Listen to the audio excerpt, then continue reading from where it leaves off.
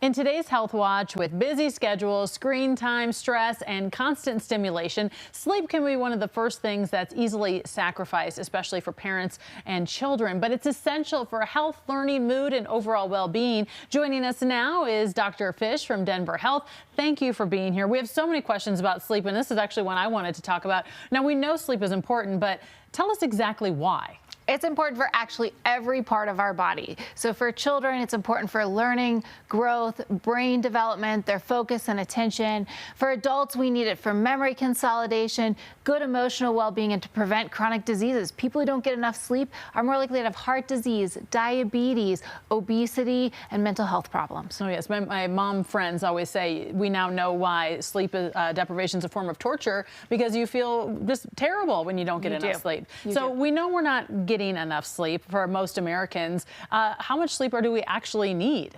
Yeah, so when we look at how much sleep, it's way more than we think. So for little children, infants, it's at least 14 hours more if they're newborn. For toddlers, 13 to 14 hours. That's usually split between a nap and nighttime, or 2 naps and nighttime.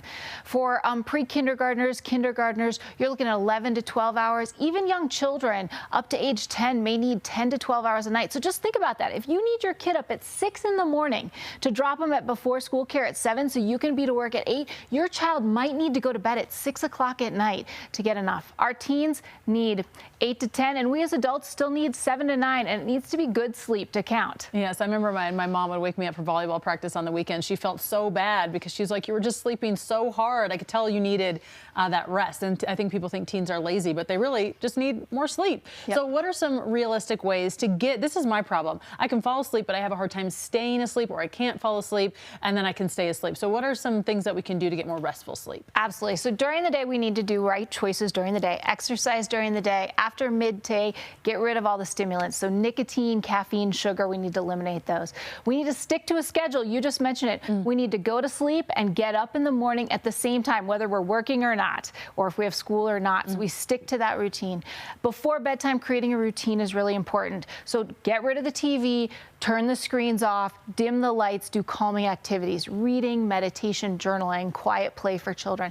Sometimes lots of bedtime routines for children actually can be stimulating. Some kids get more woken up with a bath or reading an exciting book. So you really need to tailor it to what works best for you. And then during sleep, it needs to be dark, quiet, and cool so we can stay asleep during the night. Yes, all those great conditions and those cool sheets, that feel so nice. So, all right, Dr. Fish, thank you. So we could talk about this for the whole show because there's so much more about sleep. So thank you so much for being here to talk to us today. And we'll try to use some of those sleep tips to get a good night's sleep tonight. Thank you so much. Thank you. My pleasure. Especially those cool sheets. That is the best, Lauren. The absolute best.